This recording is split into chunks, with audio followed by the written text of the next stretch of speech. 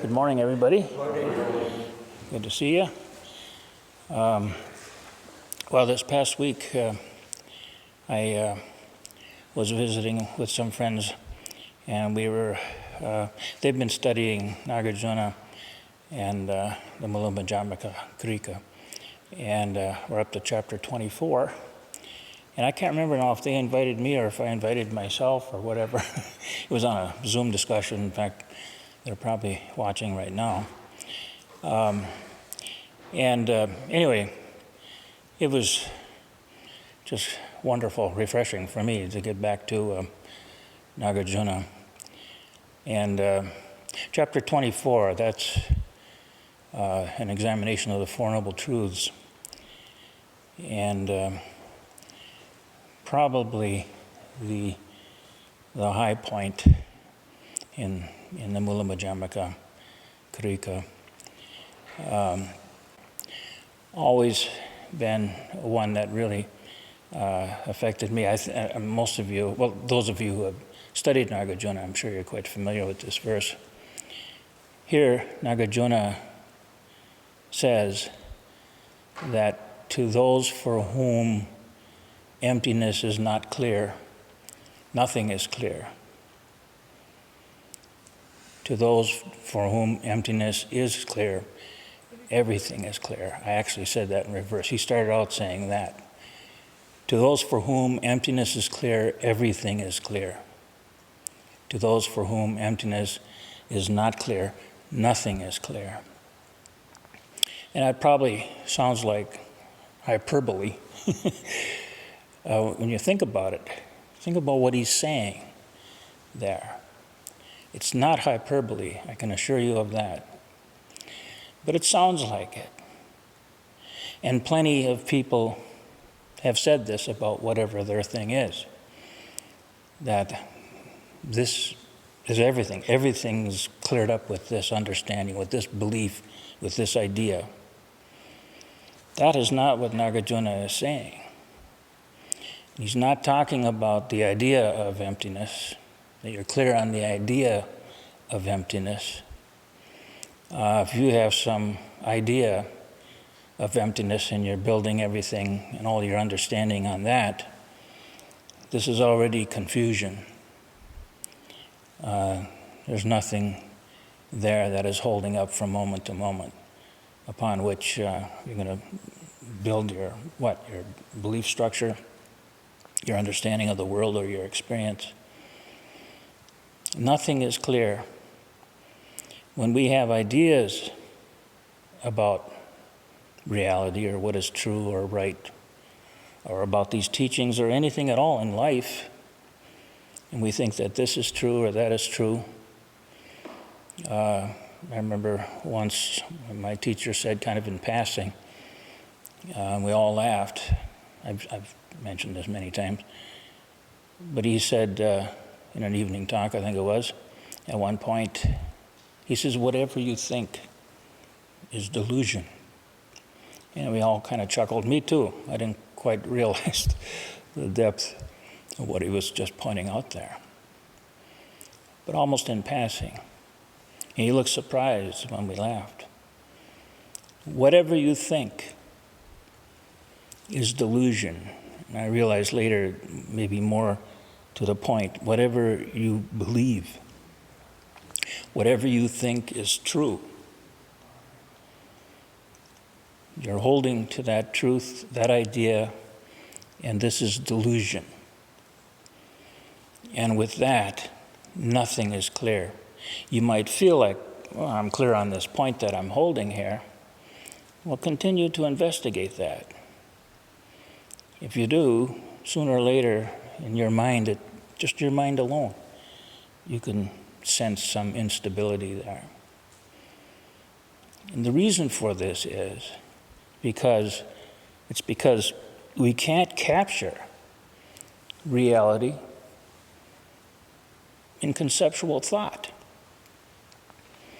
with an intellectual understanding.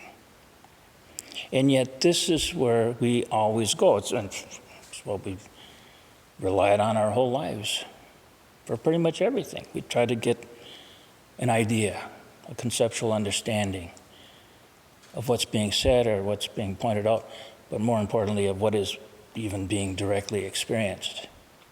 We have to get it into some kind of a thought or an idea. Then we feel more comfortable. If I have an idea, and if I happen to really believe this, I really think that this concept, this idea, this picture I have in my mind of whatever it might be is true. Ah, I see, now I understand. You have something like this. The backdrop of your mind now is just swimming in mystery and confusion. And nothing is clear to you with this. And this is how it is for most of us, pretty much all the time. Even though we don't realize this, we think, I have my truth, whether it's a religious truth or a political truth or anything else. What's true for me?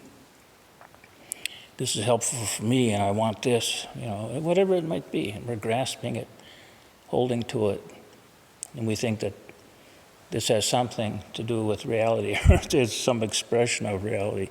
Well, it is, but not in terms of what you're holding. Not at all. Nothing is clear in your mind, really, at this point. And if you were to investigate any corner of it, you might begin to uncover this. But Nagarjuna says, to those for whom emptiness is clear, everything is clear. But to those for whom emptiness is clear, they don't have any idea of emptiness, as if emptiness were a thing. But that's what we do with everything, pretty much. We make it into things. Ben Connolly was here he's been here a number of times. But a while back, he wrote a book on the 30 verses of Vasubandhu. I forget the title of his book now. I didn't know I was going to mention this, but I just happened to think of it now. But he mentioned here, when he's talking about, I guess, when he came out with that book, that Vasubandhu puts everything, he expresses everything in terms of things, makes everything into a thing. And we like that because now it's a thing, it's an idea, it's a thought, it's an enclosed thing, separated from other things, distinguished from other things or ideas or impressions or feelings in various ways. And we like that because it makes us feel like, we're getting hold of something. We're getting hold of the truth. But this Nagarjuna is pointing out to us, and this is why we tend not to like Nagarjuna or find Nagarjuna very difficult, because he points out that the moment we do that we take hold of even emptiness itself, that taking hold of is non-empty. By turning things into things, we are taking hold of all of that which is not emptiness. It is thingness. It is something separated out from other things, and that we can grasp or identify with, take hold of. I believe this, I think this, therefore I'm a Buddhist, say. That's a complete misunderstanding of the Buddha's teaching. Anything you take hold of in that way, this isn't Buddha Dharma. You can't take hold of direct experience, a direct seeing of reality. There's nothing to take hold of there, but there is understanding. If you see that, this is the correct understanding. And everything now is clear, including mind and consciousness,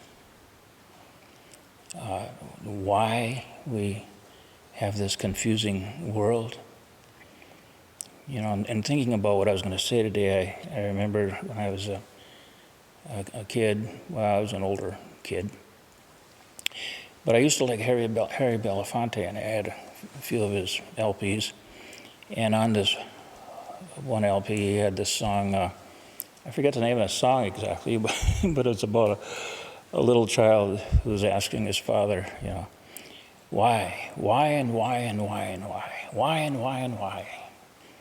And then he ends up within the father, then he asks the actual question or two, or, it might seem kind of silly, a little boy asking some questions. Why can't a mouse eat a streetcar? Was one of them. And, but then it gets into maybe pointing into deeper things. And so at some point, the father just says to the little boy, he says, because I don't know the answers. Versus why. Well, because. But because I don't know the answers. Yeah, and that's kind of where we are. We might think we have the answer. We'll hold it for a while, or maybe for many years. And at some point we might see about this particular issue, whatever it might be, well, that doesn't hold up. But this will be the case if you pursue anything like that at all that you grasp. You will realize that you do not understand what you've taken hold of here. And when we try to do that with our life experience and with the world around us and other people and all of this, taking hold of all of this as if we know that we have the answer. We could put it into words and say how it is. And how you're confused, and this is the right way here, even though 10 years ago, I thought something like that, and 10 years from now, I'll be thinking something else. We don't notice all of that. But at any given moment, we feel like we do know something. Well, we do. Conceptually, we can know things in a limited way, in a relational way with other things, and that's very functional and useful. There's nothing wrong with that. The error we make as human beings is that we believe whatever it is we might be holding for the moment. We actually have it formed in some way in our mind that we have an object there, a thing. We've turned it into a thing. And what Nagarjuna is trying to help us to see that the moment you do that, now nothing is clear. Because for you see, emptiness, when he says that to those for whom emptiness is clear, everything is clear. To those for whom emptiness is not clear, well, what we've done now is we've made this emptiness into something non-empty. We made it into a thing, in other words. Oh, now I can see it, I can grasp it, I can use it. And that makes us feel pretty good. Makes us feel like we're getting somewhere. And to some limited degree in the relative world between issues of this and that, sure, it can be very functional and useful. But we make the error of thinking that we've captured reality. We've captured truth with a capital T. And this is where we go wrong. I have a quote, I came upon this quote recently by Albert Einstein. And I found this to be interesting. It might help to illustrate some of what I'm trying to say here. He says, I have repeatedly said that in my opinion, the idea of a personal God is a childlike one. But I do not share the professional atheist's fervor for battling theism, whose enthusiasm mainly stems from the painful liberation process from the religious indoctrinations of youth. I prefer an attitude of humility corresponding to the weakness of our intellectual understanding of nature and of our own being. This is Albert Einstein. I thought that was pretty good. In fact, I felt that was a bit of my understanding and my experience too. I was brought up in a pretty strict Christian home and indoctrinated in various ways with certain ideas, beliefs. Until about the time I was 12 or so, I started to realize that some of these ideas were conflicting with other things that I had studied and thought about and understood in my mind at that time, and these were known to me to be true. But that conflicted with some of the teachings in the church I was being raised in. And that bothered me for a bit. But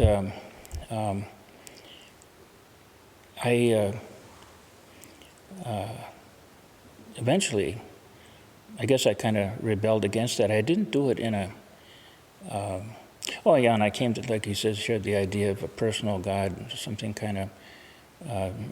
it's a childlike idea. And I came to see it in that way, I think, pretty much myself. But still, emotionally, it had some grip on me, my ties to that kind of thinking that I was raised in. Until I was probably in my early 20s, when I was finally able to break free of that. But I was gripped by other kinds of ideas. I dove into science and then into philosophy as well, looking for that which I could really hang on to, getting to the truth intellectually, to really understand this is what I wanted. I wanted to understand what is going on here, make some sense of this. And maybe for a moment I was like Einstein here, where he said, but I do not share the professional atheist's fervor for battling theism. Well, I think maybe for a brief moment I did share that fervor until I started to see that the same kind of dogmatic gripping of, what can I say, faulty thoughts, ideas, were even there among the atheists. Of course, people define atheism in different ways. Atheism is like no God belief. I've heard that, but when you really think about it, though, it is kind of, but it's just like what Einstein says here, that the professional atheists, he talks about their fervor for battling theism, whose enthusiasm mainly stems from the painful liberation process from religious indoctrinations of youth. And I realized that was what I was feeling when I first kind of crossed over like that. And I was sort of angry, maybe, and fighting back against those kinds of beliefs that were kind of fed to me as a defenseless child, where intellectually I couldn't argue. I just swallowed stuff. But maybe some anger there. And I've noticed that with many people who, I used to subscribe to the Skeptical Inquirer, if you know that, and also Inquiry magazine. And very often that's what the kind of arguments are. They're arguments fighting back against, in our culture, mainly Christian indoctrination, that sort of thing. But this isn't very helpful. I'd learned this pretty early on. It isn't helpful. And it started to look more and more like we're all caught. We're all caught up in our thinking and in our believing and then in our counter beliefs. And it all seemed confused to me. Like we were all very confused. And it was sort of like that why and why and why and why. Well, because, and we come up with our little answers. But nothing was grounded in anything here at all. And when I focused my attention on one point or another, here or there, whether it was in terms of religious beliefs or even scientific, science isn't really based on beliefs, so they say it is a method of uncovering truth. But as I investigated a lot of the conclusions that we come to, we're still left with why. Why and why and why? Why are we always left with a why? I wanted to know. And in time, here, I was going to say this too, when Einstein, he goes on here. He said, I prefer an attitude of humility corresponding to the weakness of our intellectual understanding of nature. There's Einstein. The weakness of our intellectual understanding of nature and of our own being. Yeah, why are we so weak in this area?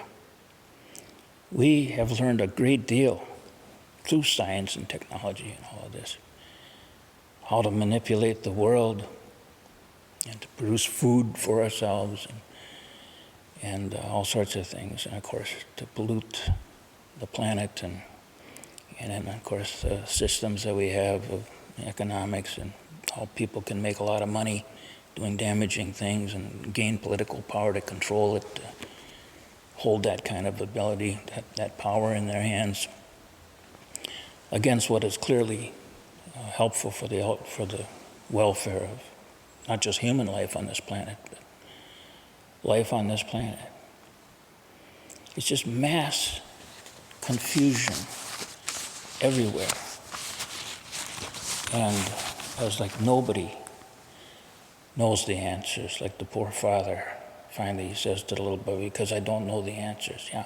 And we will not know the answers as long as we keep what we're pursuing is to get the idea, to get the right concept, the right belief. There is no such thing as that. True understanding, the way that Nagarjuna speaks of it here, points it out, this is the seeing and the realizing of emptiness. Shunyata is the term he used. It gets translated this way. In my latest book, I translated that word as non-substantiality. But until we see that as empty, devoid of any kind of, well, whatever it is, it's devoid of any kind of substantiality.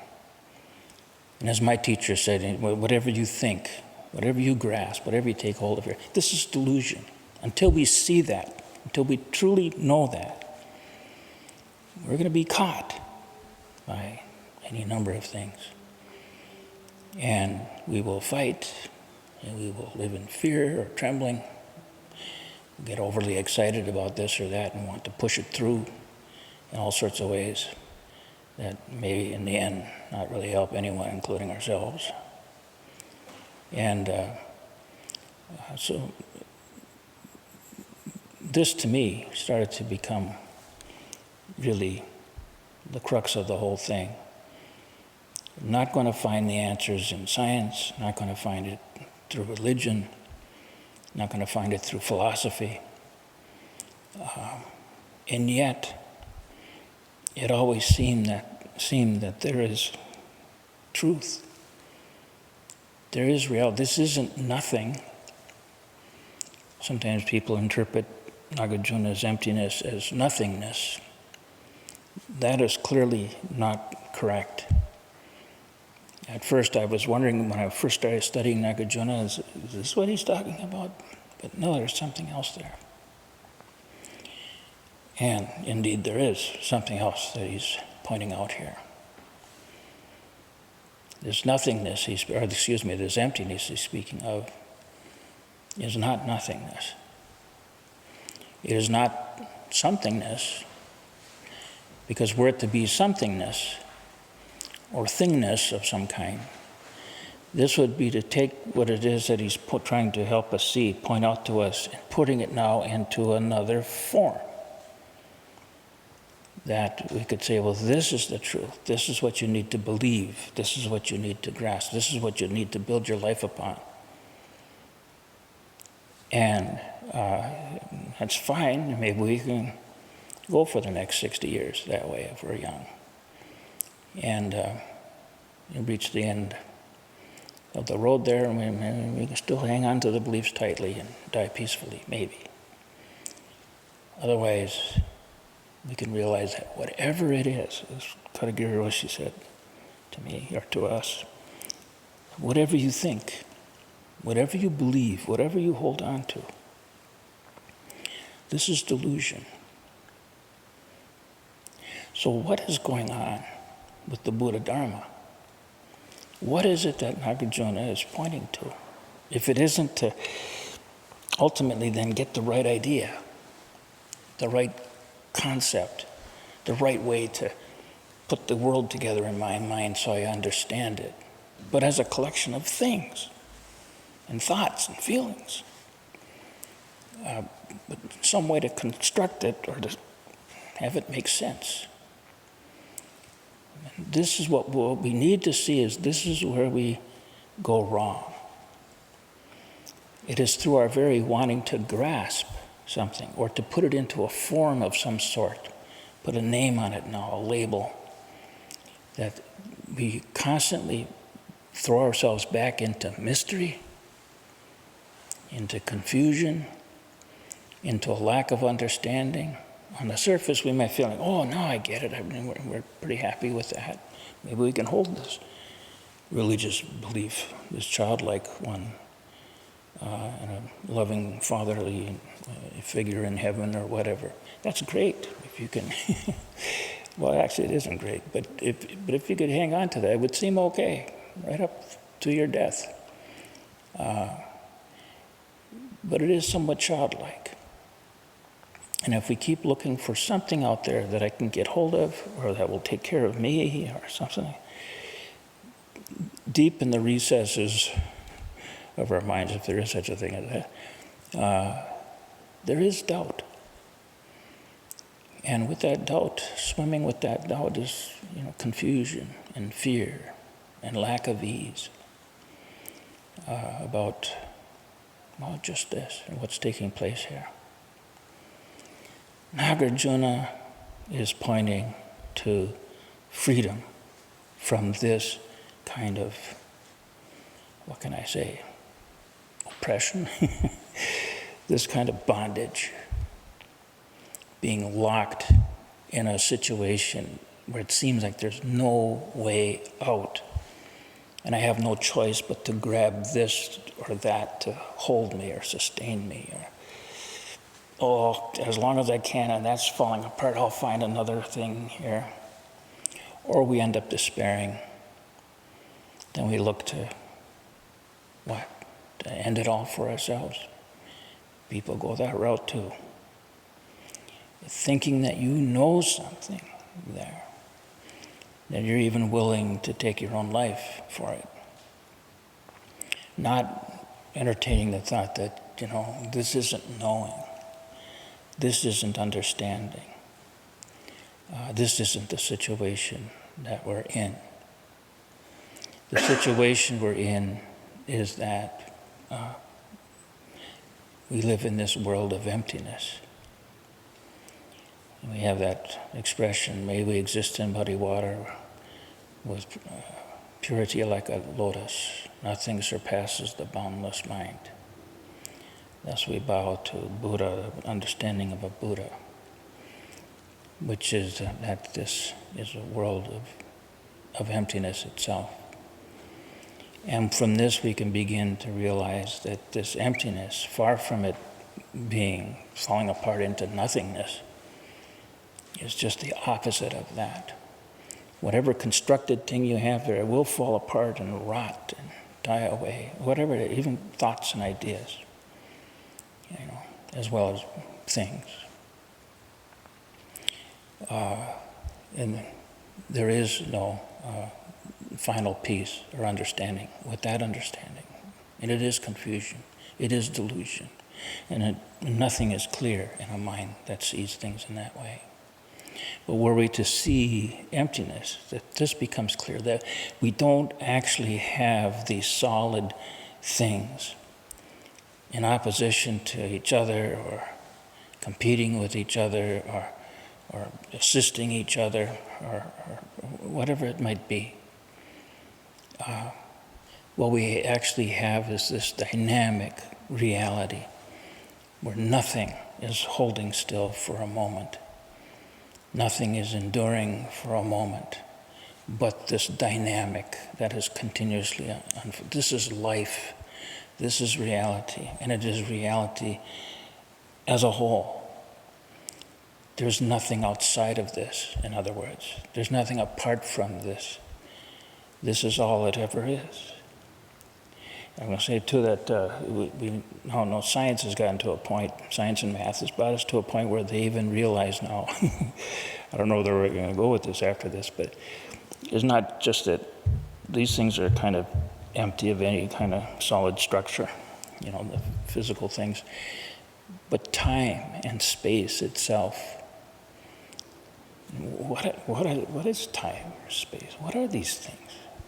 Already rather tenuous, and yet they now realize that these are not fundamentally real either. That they're constructed of other things.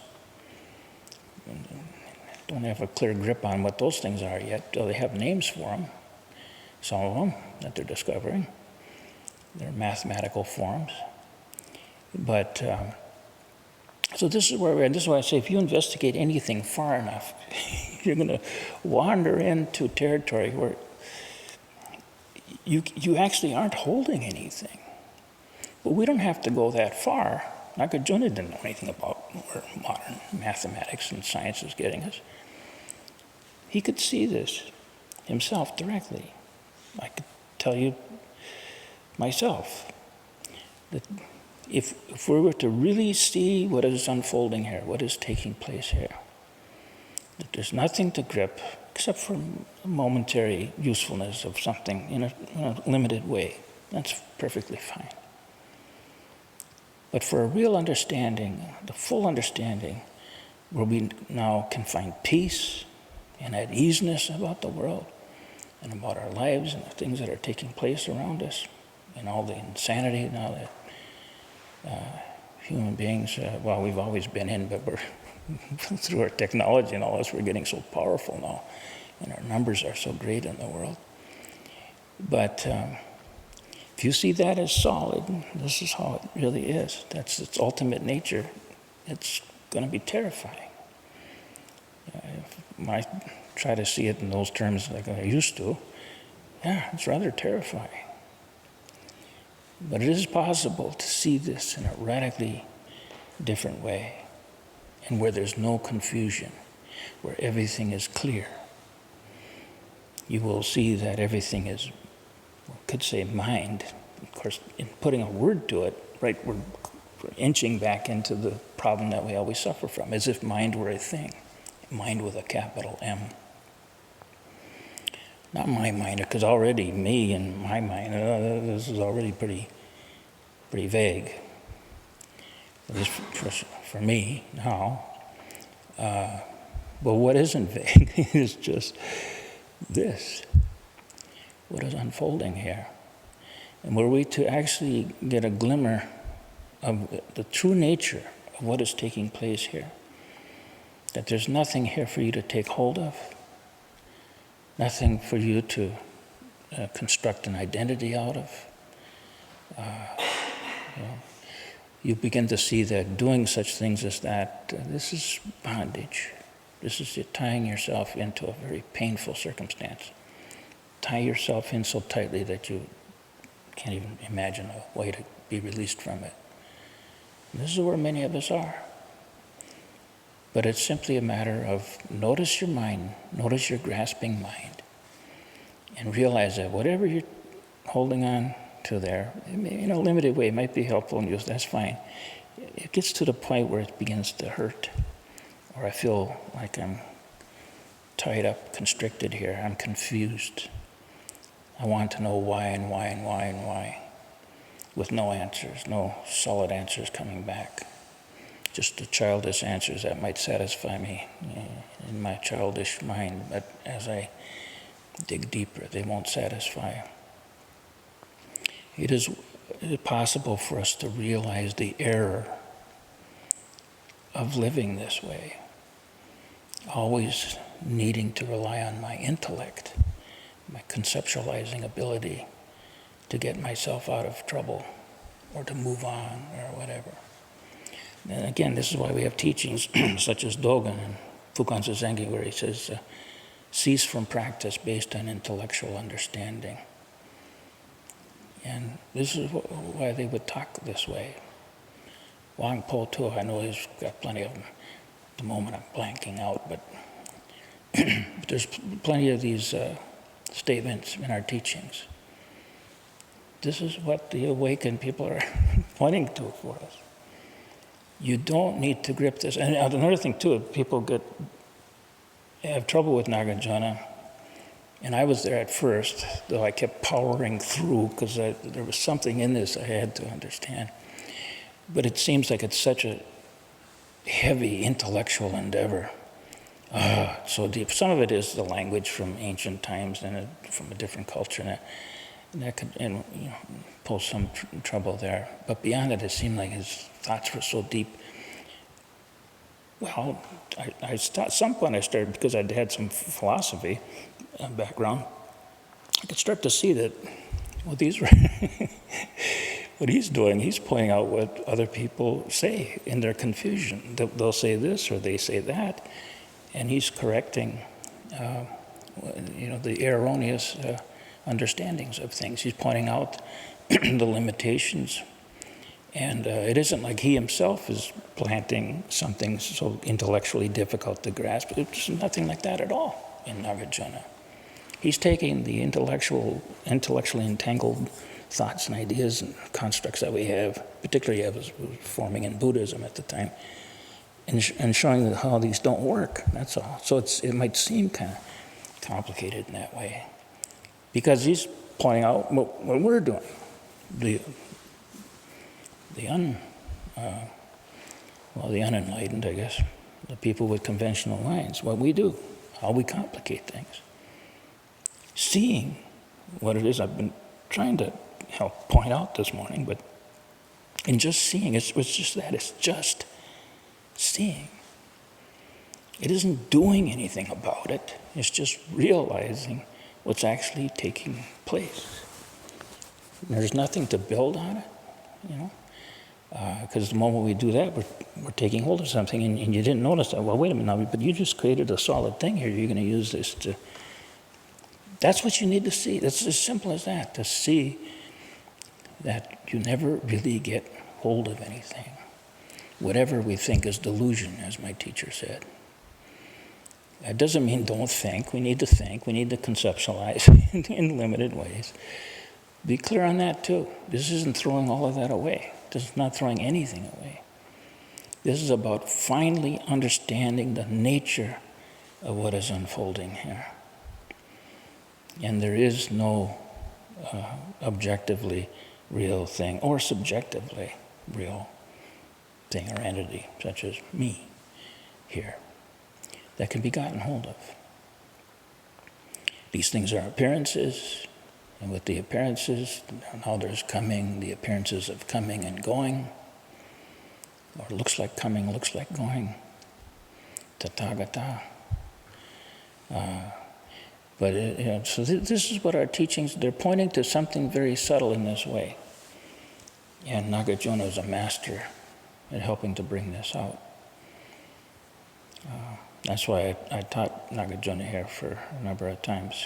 Went through the whole Mula Majamaka Krika 6 times over the time I was here as head teacher. But, and then the reason I wanted to do that was to give you a kind of a base from which you can really understand where the correct teachings are coming from. And it is in this, having some sense of this matter of shunyata, emptiness, that it's not nothingness, that's just thus, immediately, here, not getting any ideas about it. I have no idea of emptiness. But it's just a matter of, you see, whatever we encounter, it's empty of the substance we might otherwise give to it. that we can become familiar with in time, if we actually see it. The whole time you also have to be watching your mind, noticing the gripping that is going on in your mind. This is easily done. Easily done that we grip. It's not, maybe not so easily done that we finally start to see that for what it is. Okay. Well, maybe I've said enough. Got a little late start here, but I don't know. Guess there wasn't anything else on that slip I had here. Any questions though about what I said here this morning?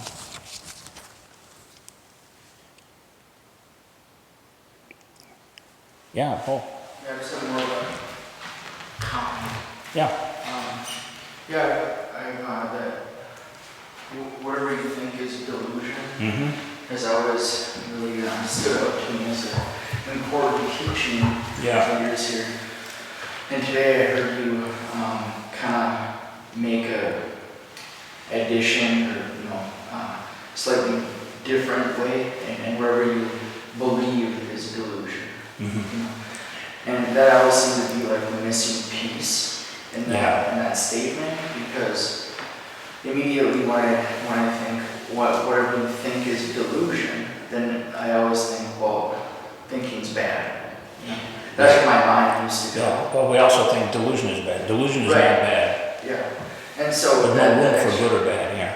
Yeah. And so that extra piece, whatever you believe, it's just that pulls out that grasp piece. And belief, and we can clarify that a little bit too, that belief is thinking whatever you think is true. Okay, so if I think such and such, meaning if I believe such and such, I think that such and such is true. That's a belief. So it's the thinking that we grip as, this is it, this is true. That's the delusion. Yeah. We can think things. Like I think that when I get up to leave, I'll head that way. And it's fine. I might still walk into the wall because I'm not paying attention, but and they say, well, then that's true. That in some limited way, we do talk about small t truth. These things our appearances are true enough, but ultimately, this isn't true. This isn't what's going on. Science is now telling us that even time and space aren't true. They seem to be made of other things. Well, what are those? And that's why I was saying that if we just pursue whatever it is we think is true, we will get to a point where it's kind of but when are we going to finally say that, actually, I haven't gotten hold of anything here? And at that point, we can begin to realize what mind is, what consciousness is, what life is, what the dynamic of living is, all of this, without gripping any of it. We don't have to grip it, but it is because we do grip things that we suffer and create all kinds of painful circumstances for ourselves. Excuse me. Well, I'm pretty sure I understand what you're saying, but as I'm interpreting it, you're really talking about some ultimate principle. And let me just give you an example. So, when he was a young man, Shoko Kimura used to often refer to this idea of three poisonous minds. Three poisonous minds. Minus? Three poisonous minds. Three poisonous minds. Okay. Yeah. So, that we're always wanting things, or grasping at things. Another one being that we're also pushing things away. And then the corrective to those two things. But the third part of this is so important. And we're always in delusion. So he used that a lot. And right down to the present time, I think these are, I don't know what you can call them, beliefs or ideas. To me, these are something that describe usefully human nature. That's it, yeah. That's, So it seems to me you're saying that would be okay because they're small t truths, or not? yeah, we could call it that, but these are totally abstract ideas. But they could be functional and useful and helpful. They function very well. You know, everything I did today, I'm using words to do it, and all of those entangled, you know, take concepts along with them and that sort of thing. I think it's helpful. So it isn't that there's something wrong with our conceptualizing, or we need to do this.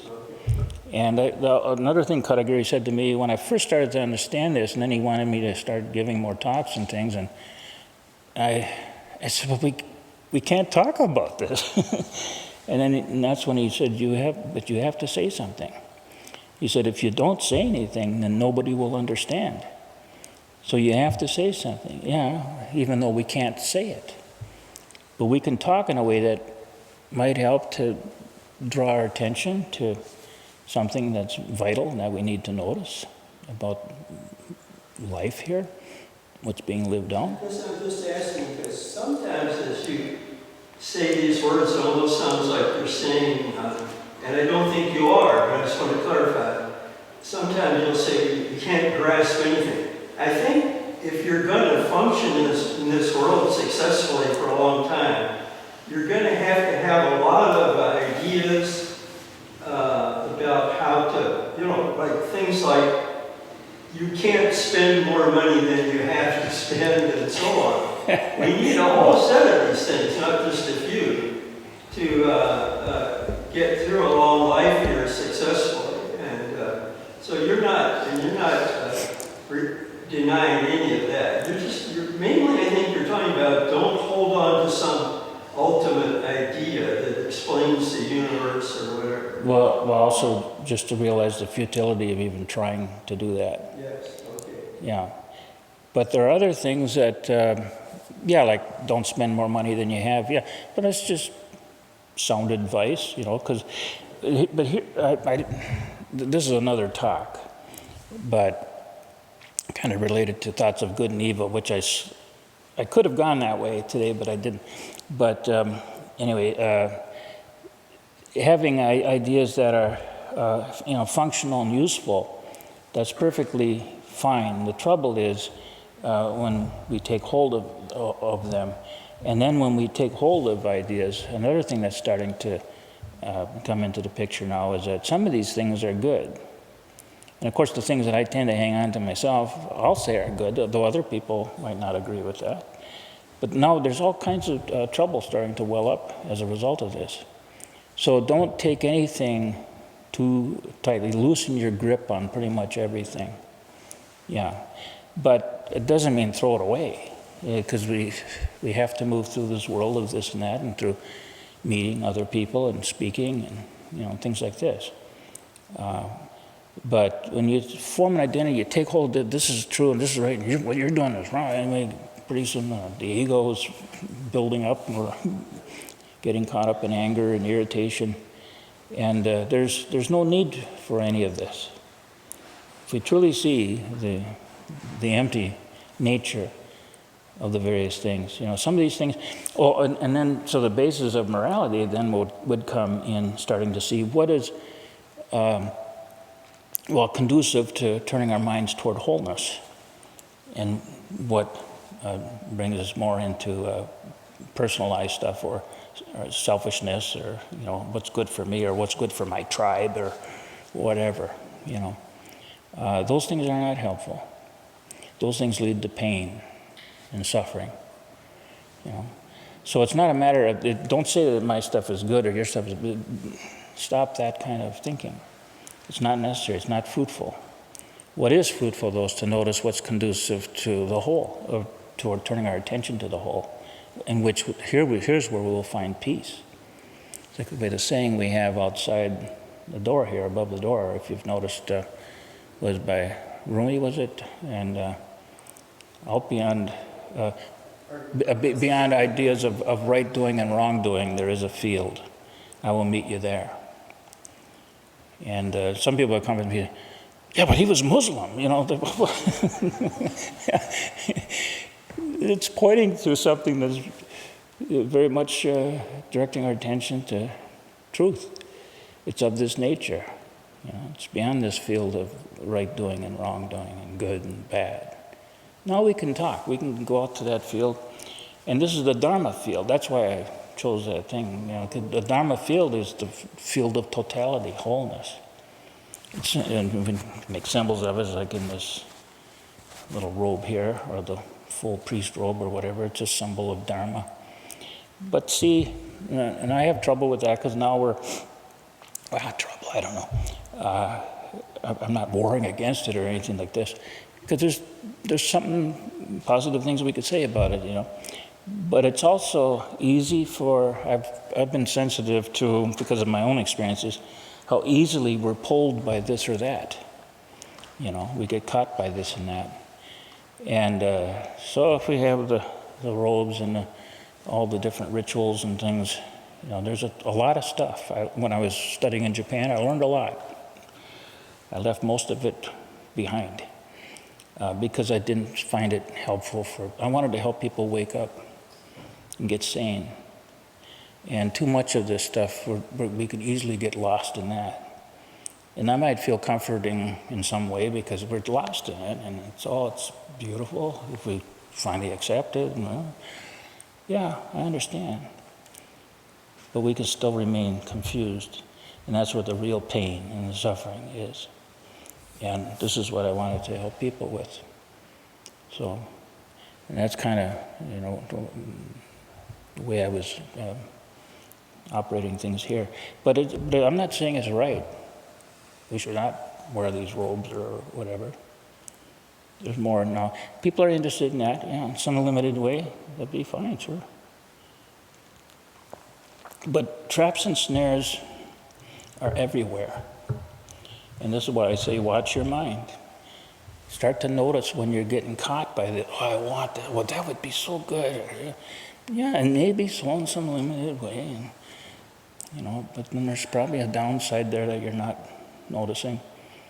And it's a matter of that. It's not cut all that out. No, we can't do that. And that might seem difficult. And then there's people who want to go this way, or other people don't want it. You do that, and I don't want it. And but this is the human world. This goes on. But for each of us, watch your own mind. Notice what you're doing and why if you're leaning this way or that way, see if you can realize what that is.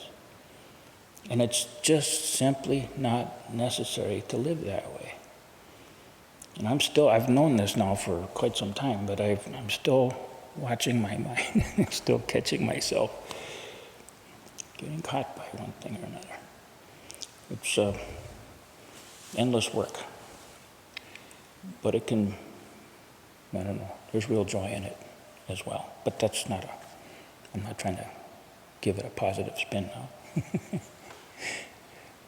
Anyway, nothing to say about any of it in the end, including what I just said there. So I don't know where's okay, we have gone over, so but we had a late start, so I guess it wouldn't be too long here. Anyway, thank you so much. Thank you.